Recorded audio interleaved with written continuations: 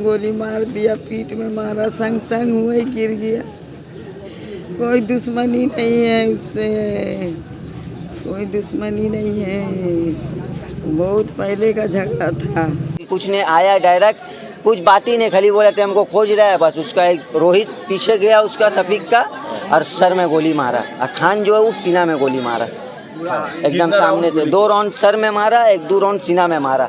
2-4 लड़का मोहल्ला में जो था उधर का मारे भगदड़ ले लिया। कितना बजे हुआ ये घटना? 4:10 में। ওদের মধ্যে কিছু হুজ্জাত তাকরার ঝামেলা হলো, ও বন্দুক বের করে ওকে মেরে দিল। পুরনো কিছু শত্রুতা ছিল? এই শুনছি আমি, পুরানো শত্রুতা ছিল। 4টের কিছু আগে এখানে একটা গুলি চালানোর ঘটনা ঘটে। একজন আহত হয়, তাকে হাসপাতালে নিয়ে গেলে সে মৃত বলে ডাক্তারবাবুরা ঘোষণা করে।